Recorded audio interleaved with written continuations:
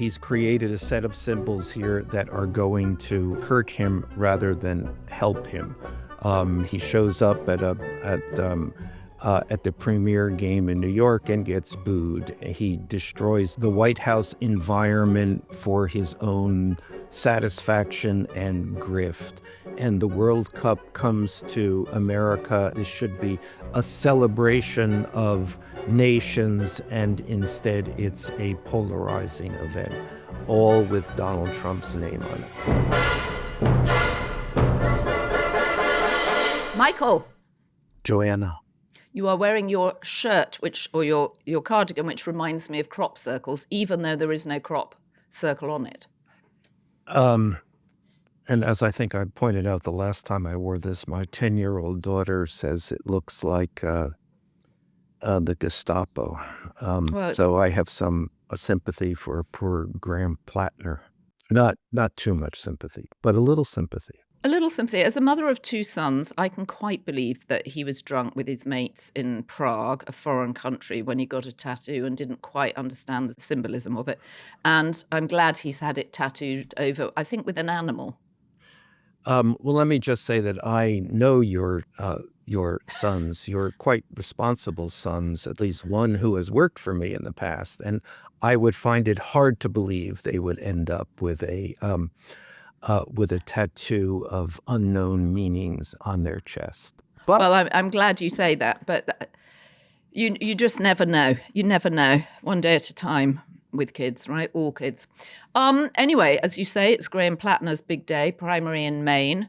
But I'm still feeling a little crushed last night from the Knicks loss. I will be honest with you.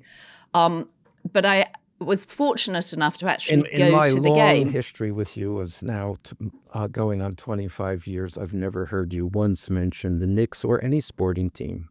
Well, this season I've become a fan and had the good fortune to go to the game last night. And what was so interesting, first of all, it was a very, very loud, very good-natured crowd, apart from when they flashed up Donald Trump's face, who was in the Lexus box with Doug Bergman, your friend Steve Witkoff. And what was absolutely fascinating was it took 45 minutes extra to get in. They'd sent out tons of warnings, 2.5, 3 hours, allow that extra time for security. We had to line up on West 33rd Street. But then actually, once you were through the metal detectors, it was fairly straightforward into Madison Square Garden, which is constantly touting itself as the world's most famous arena, which I wonder if that's true. I actually think Wembley is probably more famous, but whatever. Let's leave that to one side. Not to Americans. No, possibly, but they were claiming they were the world's favourite or the world's most famous. And I think Wembley is, because soccer is a bigger sport than basketball anyway, globally. So you think the world knows about Wembley?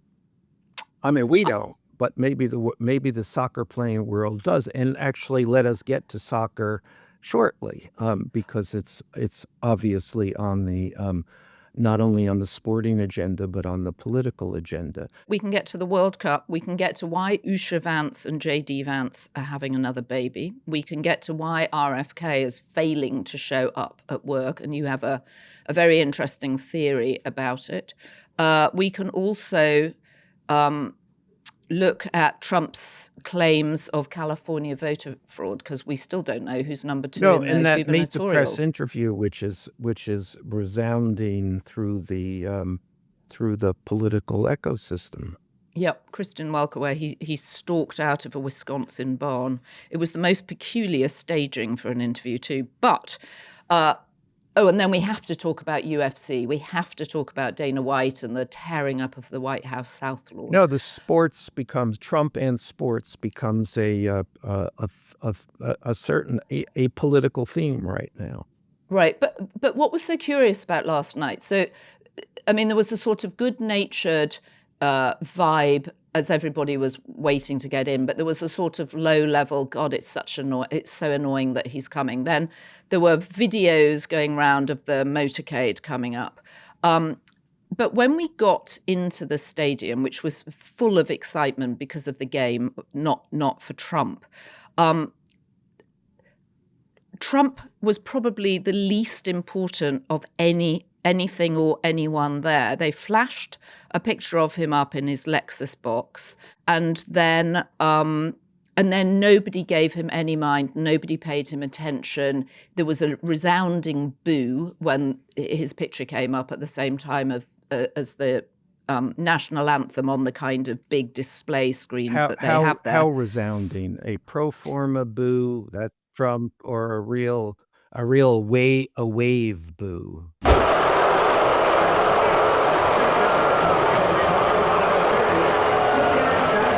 It was a sort of jacked up crowd because everybody was hoping that they were going to win their third playoff final in a row, which sadly they almost did, but didn't quite. But what was interesting was nobody had any interest in Trump. Nobody cared. It was all about the game. And he didn't try to take advantage of anything. He just happened to be there. It felt like he couldn't have been less important. He was there with the retinue. So the interesting backstory here to when Trump shows up at these sporting events, which is fairly often, is that there's an incredible competition within the White House to be by his side. And, jockeying for position, playing politics, a desperate effort to be with him at any of the sporting events he goes to. Well, it was just curious because I thought, it's gonna feel like he will have a big presence here. It felt like he had zero presence there. It was all about the players. It was really all about Jalen Brunson, the main Knicks player. But it was just an interesting experience, and we were sitting right across the stadium from him. Literally, it felt like he was in the same seat, but right in a box right across the other side of the stadium. But it seemed to have bulletproof glass, I think. So the pictures I took weren't very good. We'll flash up a couple. But you can see very clearly Doug Burgum won the internal battle to be with him, as did Steve Witkoff. And then it looked like maybe Steve Witkoff's son and possibly his wife.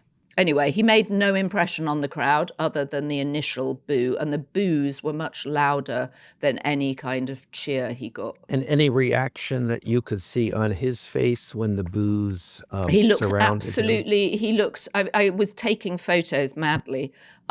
He looked straight ahead, and then there was a moment where, when the national anthem was on, he did his salute, which I always feel embarrassed for him when he does that salute, because you feel that he doesn't really know what he's doing with it, and it just looks as if he's playing president. Yeah, well, bone spurs Trump. Yeah, it is one of those moments in which you see through him, because he's the last person you would naturally expect to be saluting anyone.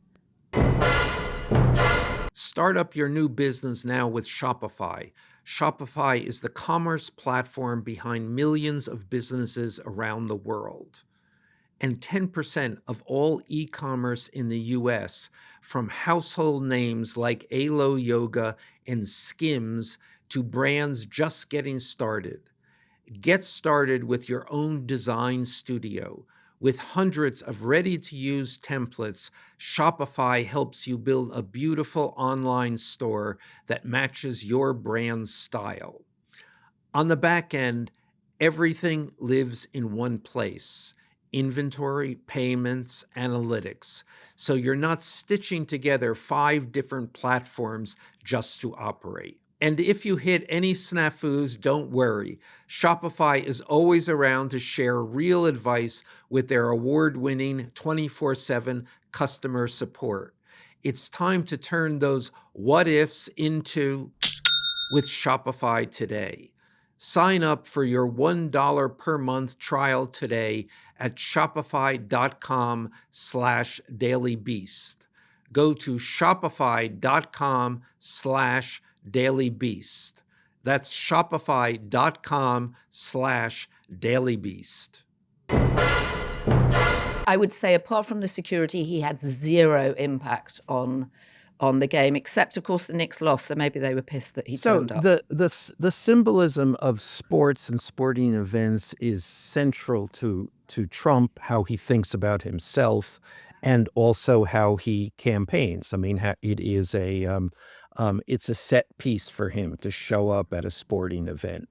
And let's remember that basically he comes out of the sporting business, or at least that's one of the business he comes out of. And once when I asked him what he would do if he weren't in politics, if he could do it over again, what's his ideal job? He said as a sports promoter.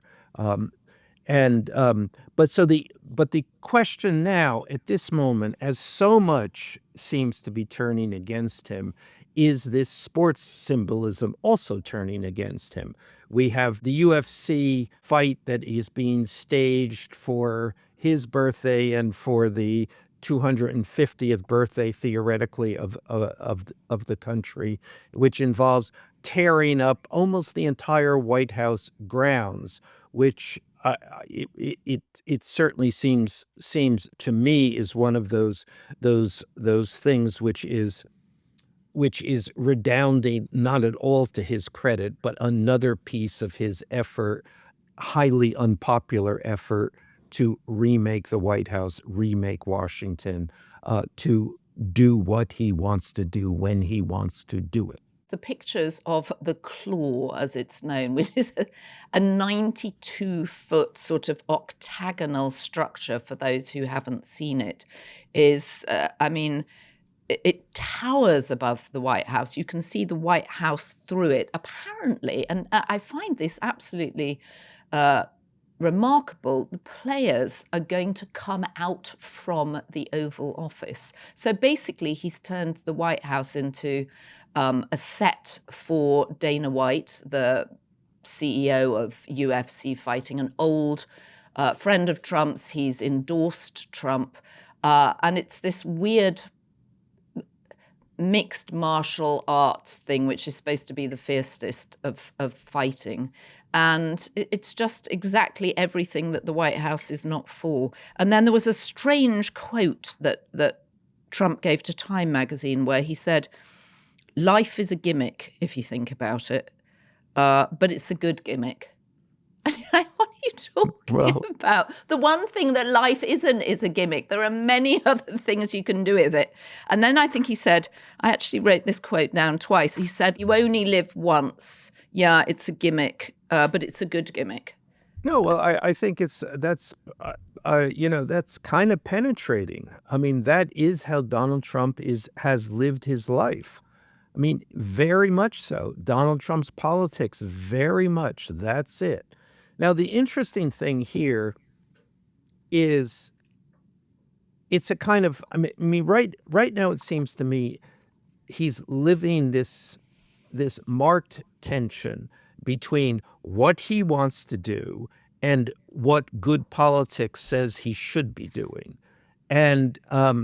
And while most politicians, of course, would give into good politics, he is again and again and again insisting on what he wants to do. So this is a terrible idea, the UFC fight, putting this on in the despoiling the White House grounds. But he's going to do it anyway. Right. And apparently they're struggling to find people to buy the tickets. Various, people in the military have been dragooned into bringing people. And I think they're being selected for sort of height, so they look all very similar. But it's not turned out to be as popular as he thinks, I think. And he also said it's something that will never happen again. No one will ever have the privilege of doing something like this in front of the White House, probably because he's going to tear the White House down at this point. It's going to be very unique. It's going to be amazing. I think it's great for America, frankly. The frankly there also is just, it's beyond humorous. If he weren't the president, this would be hilarious. But he is ripping up the White House lawn for his horrible, horrible fighting friends. But again, keep your eye on this, that he is doing things which are fundamentally to his detriment. So why is he doing that? Why would you do this? And I think that the answer is because this is a key part of his accomplishment. I can do anything. And the fact that, and nothing can restrain me, not even the gravitational laws of politics. Well, and I'm assuming there's some grift here too. Because I mean, he's an investor in the UFC company. Right. So this is going to be globally. Yes. This is global publicity for him on the, and it's supposed to celebrate the signing of the independence. The independence. What is that? So, Yes. God, what's happened to me this morning? Oh, because you're British. Crushed. Because you're British, perhaps you have that get stuck in your throat. I've wiped it out. What was it? The Declaration of Independence, which apparently he's now got hanging. Is it in the Oval Office? And everybody said to him, you shouldn't have it hanging there because the light is destroying it. So it's behind a curtain. We'll go on to this. So the other sporting event, the World Cup. And remember, I mean, Trump was once in the soccer business.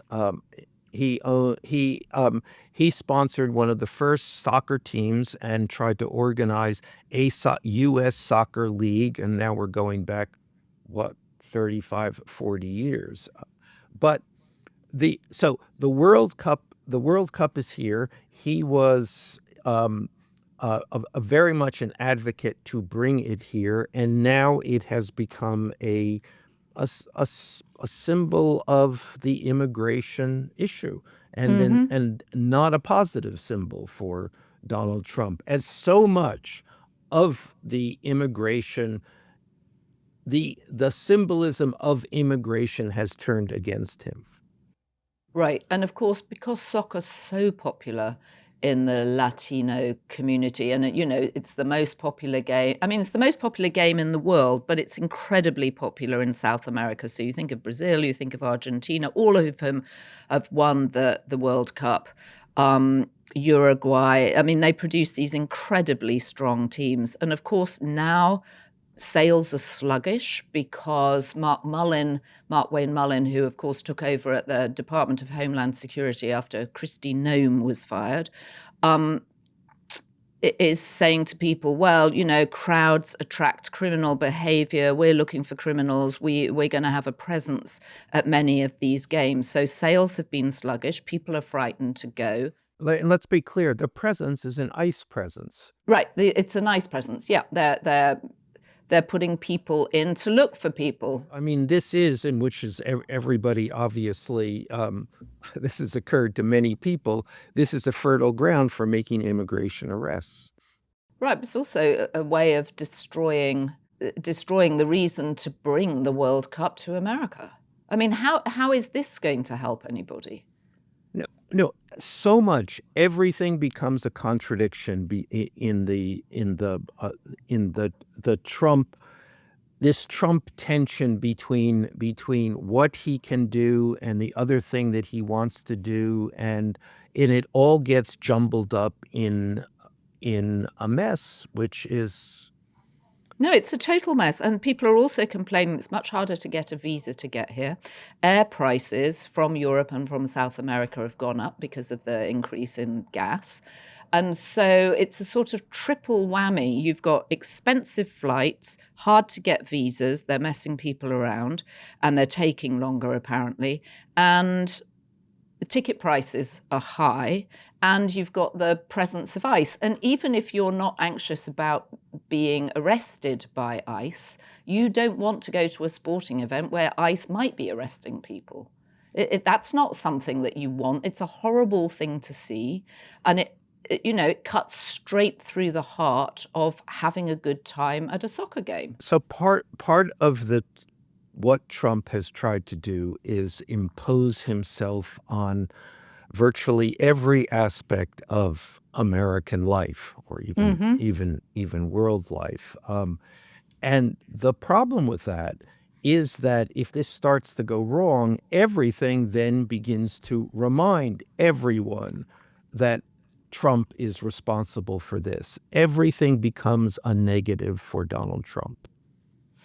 Well, the other obvious thing to say about any sporting event is that there's a winner and a loser usually, and so I'm sure he's trying to align himself with the winners here. But some of the reading I've done around the UFC, one of the problems is that a lot of people don't know who the fighters are. There are one or two fighters that everybody knows. But the point about a sort of soccer team or a basketball team is that it's sort of, you're a member of a tribe. You're less likely to be a member of a UFC tribe because the fighters are individuals. So it's an interesting difference between the audiences too. The fact that I he's don't got exactly see the connection here, but neither of us know anything about sports, I It's should true. say, in this discussion. So maybe we've run the course that Donald Trump will be the loser. Well, definitely that. But all I would say is it's about the fan base. And it turns out that the fan base for something like UFC is different to being a Knicks fan or being a Spurs fan, which is something you do for years. And finally, when your team makes it to the playoffs, there's sort of ecstasy, the city's on edge, and the whole thing is very, very exciting. Whereas for UFC, you're just intrigued by certain individual fighters who come and go much faster. And there's no real fan base other than for the sport. It's not tribal in the way that baseball or basketball or soccer is. Well, as I say, I think we're in over our heads here because I have no idea what that the relevance of that is to Donald Trump. But I think it's about winners and losers, and he wants to align himself with winners because he sees himself as a winner and he's tired. America's tired of all his winning, as he warned us we would be. And my point is just that he's created a set of symbols here that are going to hurt him rather than help him. He shows up at the premier game in New York and gets booed. He destroys the White House environment for his own satisfaction and grift. And the World Cup comes to America, and this should be a celebration of nations, and instead it's a polarizing event, all with Donald Trump's name on it. Right. And it does feel a little bit like this is all closing in on him, at least in that moment when he stormed out of the interview with Kristen Welker on NBC's Meet the Press. You have more evidence. There's more evidence than ever presented. Let's talk your about elections in this country. We're like a third world country. Your elections are crooked, and you're crooked, and Meet the Press is crooked. I've given you enough time.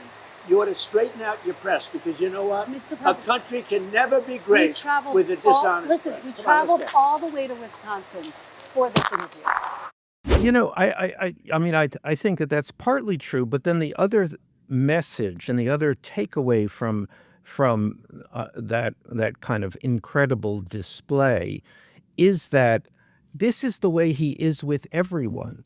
So it appeared, he is a face-off with the media, with Meet the Press, with him being confronted by questions he didn't want to answer, and that was a Donald Trump show of force against Welker and the media. But that's not true. This is literally the way he is with everyone.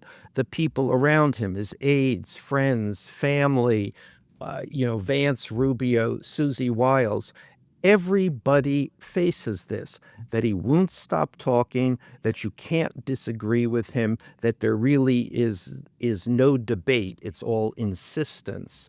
It is, that's what you saw in that interview is what everyone around him sees all of the time, or knows that they will see if they in any way try to challenge him, even try to interrupt him.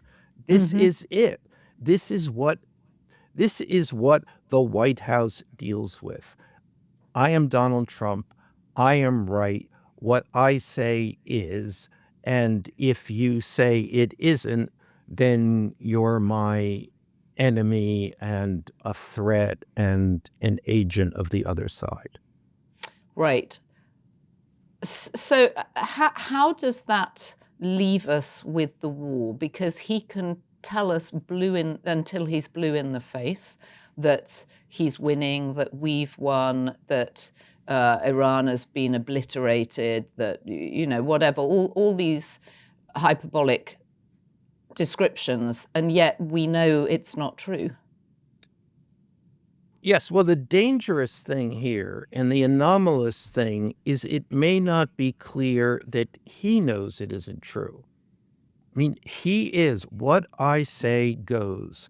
What I want is right. This is real in his mind. It isn't that he recognizes something has gone wrong. He's miscalculated. It's he has to double back on his tracks. He has to fix something. All of that natural thing. That's what goes on in life, and it certainly goes on in politics. Is not what goes through his head. And in fact, so back to that other thing of, why is he doing that? Why is he putting the UFC on the White House lawn when that is obviously a mistake, of just a political perception that you would not want? But he can't see that. He can't. I mean, and I think actually he may well be incapable of recognizing that anything that he does might be an error, might be a mistake, might have to be fixed. So when he had his spate of companies going bankrupt, did he know that then? Never, right. Never, not in the least. Actually, then every one of those failures became in his mind an opportunity for himself. And that's the way he would look at these things. Okay, bankruptcy. So what can we get out of that? Okay, we can. Those people will be screwed. But what can we get? And then, of course, along comes Mark Burnett and recreates him as America's favorite businessman. Well, it's just it is all and remember in that, I mean, that's a lie. He's not a successful businessman at that point. But it's not. There's a level you might say this guy is the most cynical person on earth, but the other side of that is that he's not cynical. He actually believes it. I mean, he so occupies the role he takes on that he doesn't. There is no personal questioning. So he takes on the role of I am the warrior. I represent the greatest military power in the history of the world, and of course I am going to win. Of course we are going to win. And when we don't win, it isn't. It's never, well, that's that's wrong. I really misplayed that. It's that, of course, he actually then continues to think, yes, we have won. Right. I mean, it is a big, the reality gap here is profound and, to say the least, alarming. And widening. I would say it's widening as he gets involved in wars. But I go back to that other thing, which I find completely fascinating, that this becomes the centerpiece of Trump politics, this tension between everything I do is right and the obvious politics that what he does is wrong. So maybe he really is remaking politics with his force of personality. No, I would say the opposite. I would think he is anomalous. No one is like this. This is just the weirdest thing that has ever happened in our politics or any politics. A person who cannot fathom that there actually is a politics here. Instead, he just sees himself. It's only he who exists. Right. And the people who stand, you should see the people who stand around him in the White House. I swear to God, they stand there and they are all slack-jawed. They just don't know how to react to this, except to back off. And I've seen this many times, the kind of backing away. Well, the backing away or the sucking up. I mean, the sucking up, we've never seen anything quite like it. And I wanted to play a clip of Todd Blanche when asked how he feels about being nominated as the Attorney General. As to whether or not I want this job, I did not ask for this job. I love working for President Trump. It's the greatest honor of a lifetime. And if President Trump chooses to keep me as acting, that's an honor. If he chooses to nominate me, that's an honor. If he chooses to nominate somebody else and I go back to being the DAG, that's an honor. If he chooses to nominate somebody else and asks me to go do something else, I will say, thank you very much. I love you, sir. What was that? What was that? Todd Blanche, could you have gotten much lower? I love you, sir. I love you. I mean, everything's an honor. Everything's an honor. What is he talking about? Well, Todd Blanche is an interesting example of and this is, and I think he is cynical in this or calculated. I can do this. This is the opportunity. I will never get an opportunity like this before. I have been plucked from obscurity, and I will be the Attorney General of the United States of America. How am I going to do this? I'm going to do this by the management of Donald Trump. And remember, he has spent an enormous amount of time figuring the same thing. I can do this. It is all about one thing. Not my competence, not my accomplishments, not my ideology, not my policies, none of this. It's about my ability to manage Donald Trump. But nobody can manage Donald Trump. I was talking to Preet Bharara last week, and and I was asking him what he thought about what had happened to Todd Blanche, and he said, does no one remember Jeff Sessions, which of course was his point, that Jeff Sessions, Trump's first Attorney General, who then had to promptly recuse himself over the Russian investigation, but when he left Trump's employ, he couldn't get a job in private industry. He'd lost his Senate seat in Alabama, with Jeff Sessions. Absolutely true, but that's not the way people think. Actually, people think A, I can do it. B, there's an opening, and C, they actually look at this and say, yes, some people know how to do this. And in fact, Boris Epstein is a good example. I mean, Boris is and has gone through ups and downs with Donald Trump, but net is far and away in a better position than he was when he began. Now, what this ultimately means, we don't know. But what it means now is that Todd Blanche may become the Attorney General of the United States. And the way he's going to look at that is whatever happens, if I accomplish that, I am far ahead of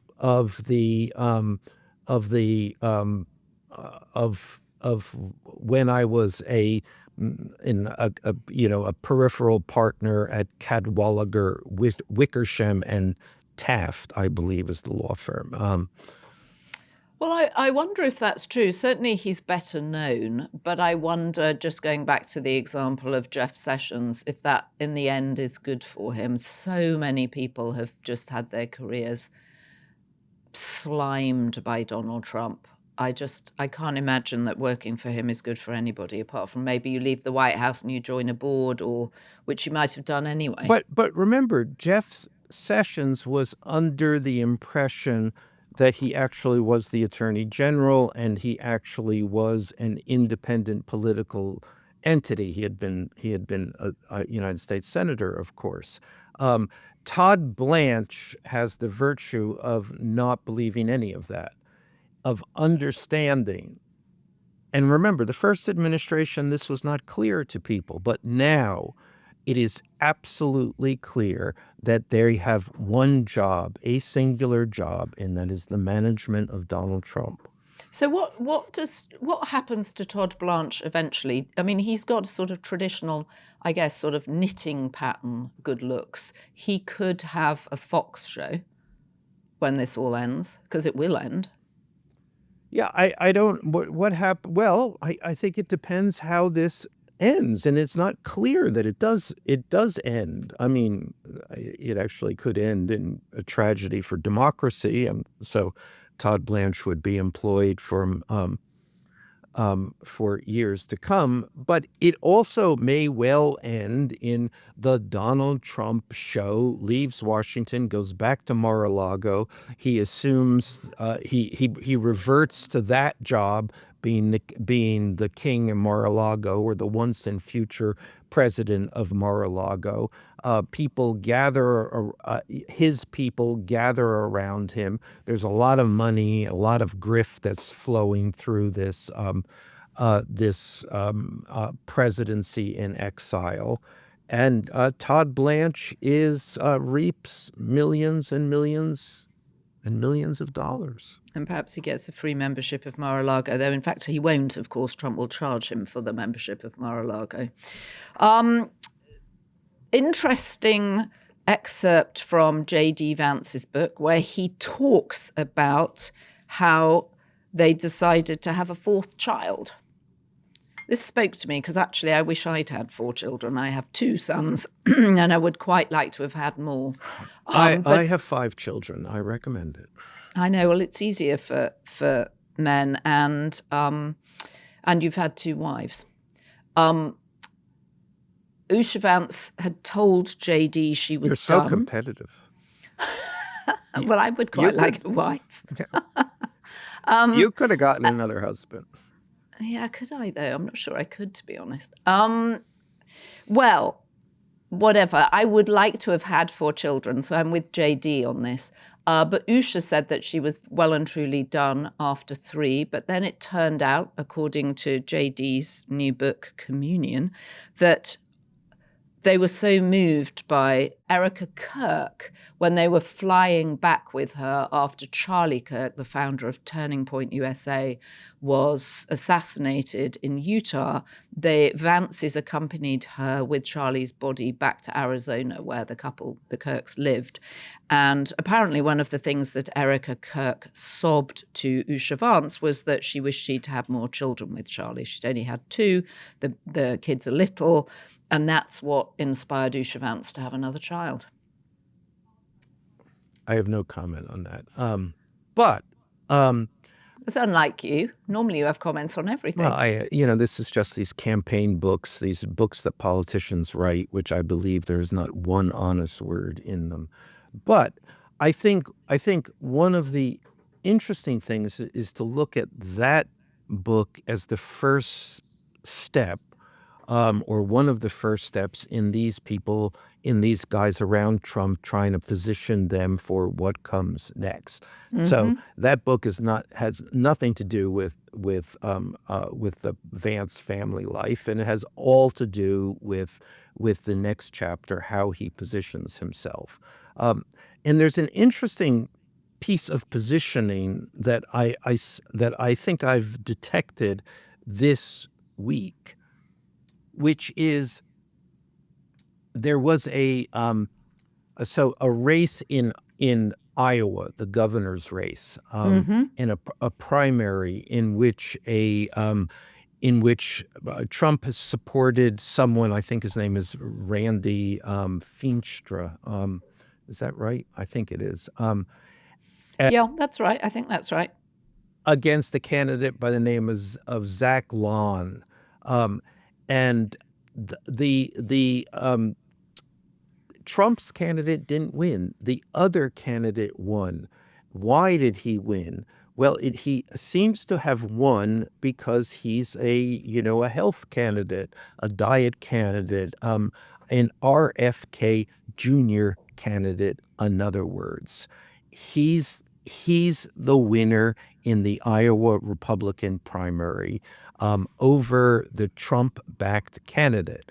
And the Trump-backed candidate is just a very traditional conservative, and had relatively straightforward, and you might say actually relatively reasonable views on medicine and health, and or at least traditional views, whereas Zach Lawn is is a MAGA representative out there. Just that was almost the entirety of his campaign, and curiously in Iowa against a big agriculture, and a contrary to the agribusiness, which has been for so long been a mainstay of Iowa politics. That is interesting. And where do we think RFK Jr. is not only on this candidate? Well, I think that there was, he's been very positive on this candidate. So interesting, positive on a candidate that was opposed by Donald Trump. And then there was a really, I think, insightful piece in the Washington Post, which pointed out that RFK Jr. is really, is hardly directing this massive department that he is. He's the Secretary of Health and Human Services, and barely making a dent in the traditional bureaucratic functions of that department, and entirely focused on his health MAGA message. So the proposition here may well be that MAGA, that message is a powerful platform, not MAGA. It is MAGA, and I find it difficult to believe that there is that kind of constituency, but I could well be wrong. And more importantly, I think that's the RFK thesis. I am going to get beyond Donald Trump, escape Donald Trump, defy Donald Trump even on the basis of this platform.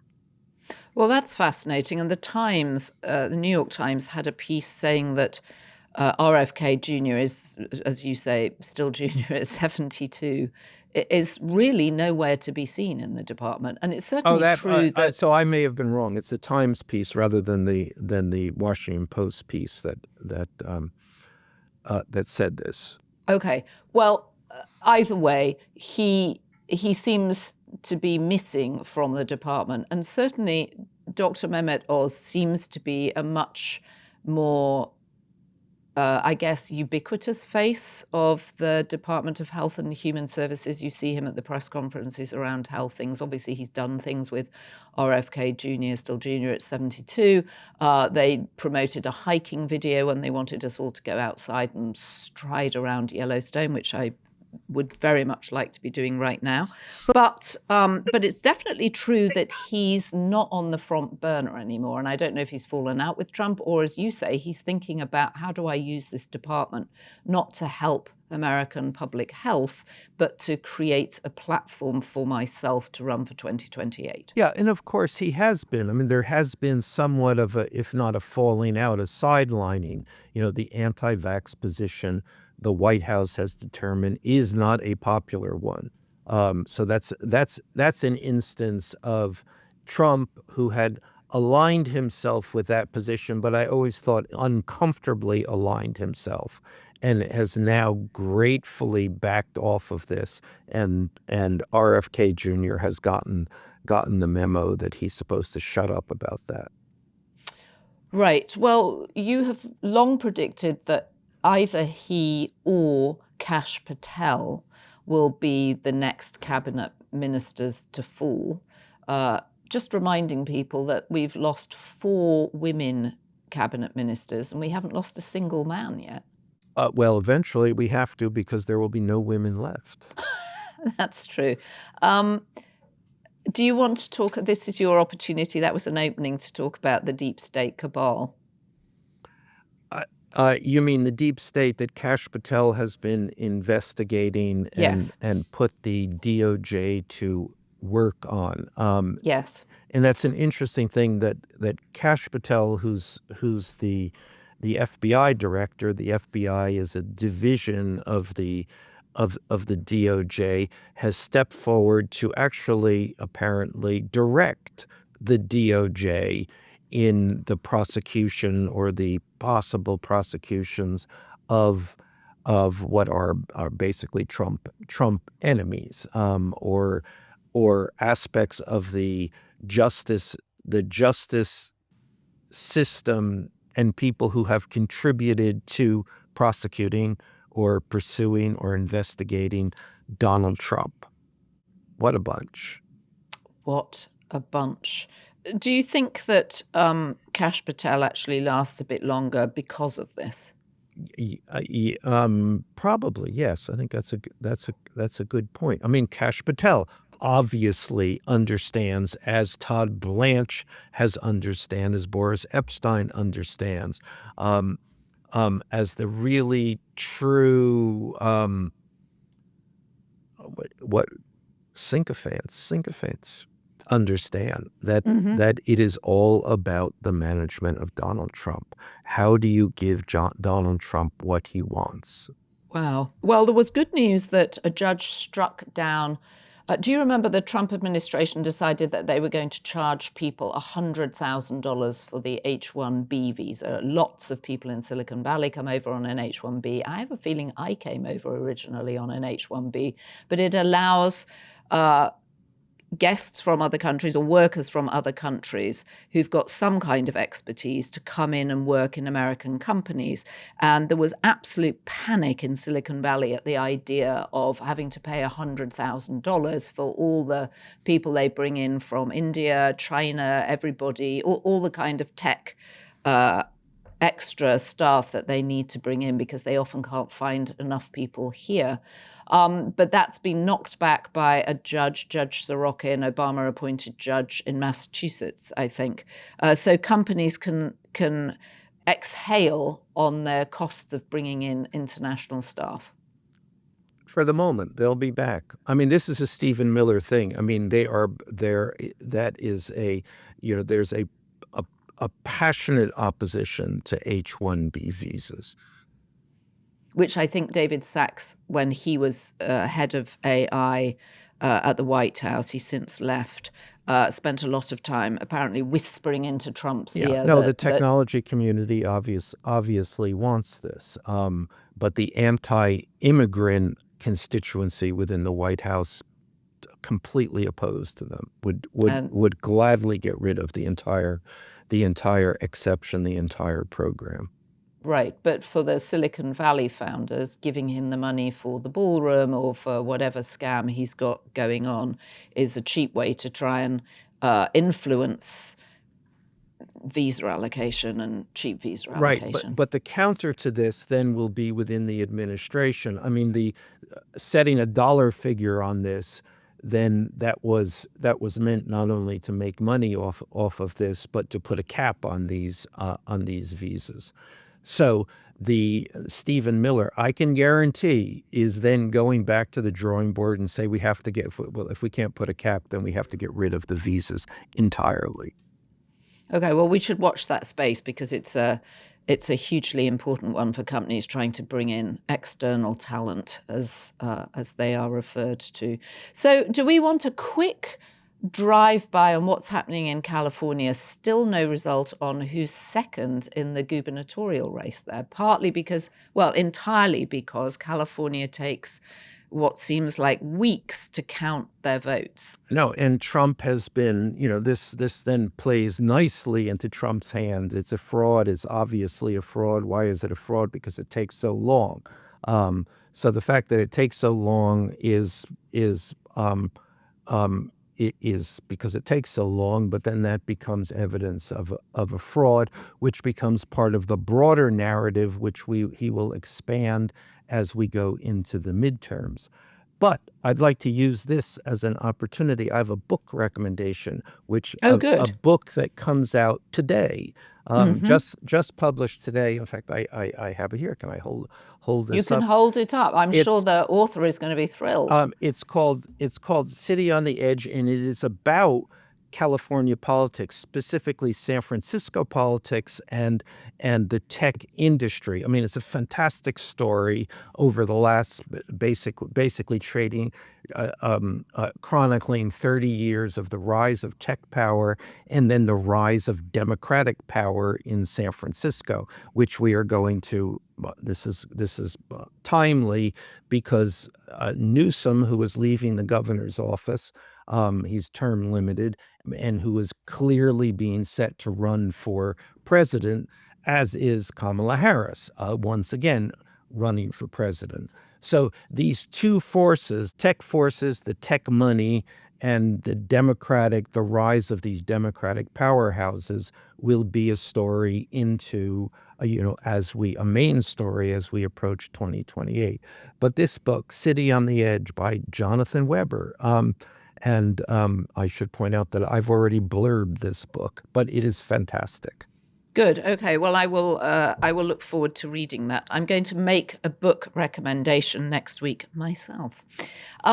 Good. And I should point out I made a mistake in Saturday's podcast, which we corrected right at the end. But for those of you who didn't get to the end, a lot of you wrote in to point out that Javier Becerra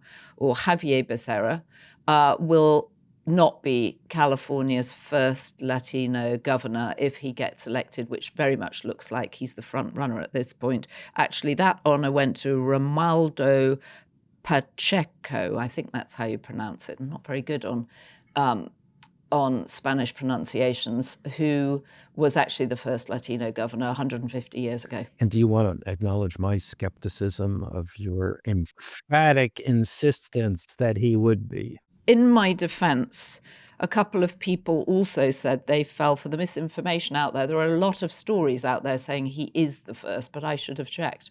And anyway, you just should have the checked good news with me. is I should have checked with you. And I didn't, when we get things wrong, what's really interesting is the audience let us know immediately. And there's so many people out there who are so on the ball, A, about what we're saying, but B, just know an enormous amount about politics. I think I told you that YouTube told us that our audience, or told me that our audience was one of the most engaged and articulate audiences out there, which they judge by the comments, which is nice.